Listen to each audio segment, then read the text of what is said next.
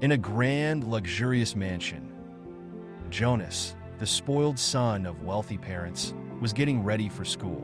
He stared at his expansive wardrobe, filled with around 50 pairs of brand-name shoes, but none of them seemed to satisfy him. His mood darkened because the particular pair he wanted wasn't there. His mother, standing nearby, watched with concern as her son's frustration grew. Jonas declared that he wouldn't go to school because the shoes he had ordered hadn't arrived. His mother, trying to remain patient, explained that some of the items he wanted were out of stock and that deliveries took time. Still, Jonas refused to listen. Instead, he retreated to his room, slammed the door, and locked himself inside. His mother knocked gently, pleading with him to open the door and reconsider, reminding him that he had already missed too many days of school. But Jonas was stubborn, insisting that he wouldn't return to school until the shoes arrived.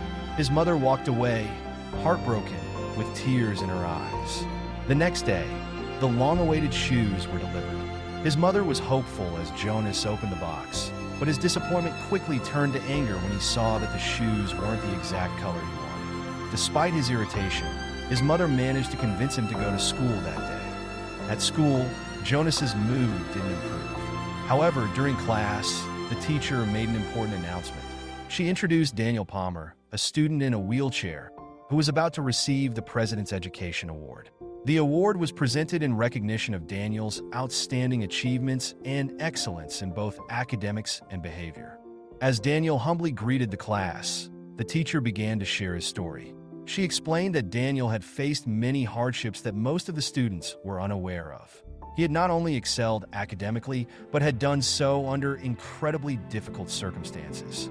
When Daniel was a child, a car accident had tragically taken the lives of both his parents and left him without the use of his legs. Despite these challenges, Daniel had never missed a day of school and had always maintained a positive attitude. The class listened in silence, deeply moved by Daniel's story. Jonas, in particular, felt a wave of guilt wash over him. Here he was, consumed by anger over a pair of shoes, while Daniel, who had lost both his parents and his legs, never complained and achieved so much. Jonas began to realize how ungrateful he had been, especially when he had everything: his parents, his health, and more possessions than he could ever need. During lunch that day, Jonas couldn't stop thinking about Daniel. While Daniel sat alone in the canteen, Jonas gathered his courage and approached him, sitting down at his table. They shared lunch together, and as Jonas observed Daniel, he couldn't help but wonder how someone who had lost so much could still be so content. Jonas learned that Daniel's family had once been wealthy, just like his own. Daniel had grown up with everything he could possibly want, and he had been thankful for it all. However, after the accident, Daniel had lost not only his wealth, but also his parents. It had been a devastating loss, but Daniel chose to focus on what he still had. He explained that he was grateful for his life, his hands, and his mind, which allowed him to keep moving forward. Daniel believed that life was beautiful if you learned to appreciate what you had at the moment. Hearing Daniel's perspective deeply touched Jonas. He realized that he had been taking everything for granted: his parents, his home, and even the small things like shoes.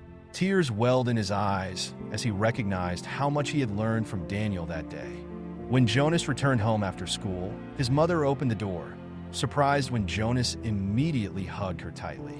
Overcome with emotion, Jonas apologized for his ungrateful behavior and for not being a good son. His mother, moved by his words, kissed his forehead and reassured him that she and his father loved him deeply and would always be there for him, no matter what. Later that evening, Jonas reflected on what he had learned from Daniel. He realized that he didn't really need the dozens of shoes in his wardrobe. In fact, he felt burdened by how much he owned compared to others who had so little. Inspired by Daniel's resilience and gratitude, Jonas asked his mother to help him do something meaningful. Together, they gathered nearly all of Jonas's shoes, leaving only a few pairs, and boxed up the rest. The next day, they visited areas where many were in need and began giving away the shoes.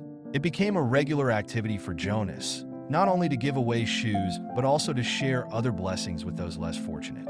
As time passed, Jonas found that this new way of giving brought him a deeper sense of fulfillment than any material possession ever had. The boy who once complained about his shoes had transformed into someone who understood the true meaning of generosity, compassion, and gratitude. Keep the inspiration flowing. Watch the next video. It's one of my favorites. If these stories touch your heart, subscribe for even more uplifting content. Wasn't that an incredible story? If it inspired you, don't forget to give it a thumbs up. We'd love to hear from you. What part of this story touched you the most? Share your thoughts in the comments below. Thanks for watching.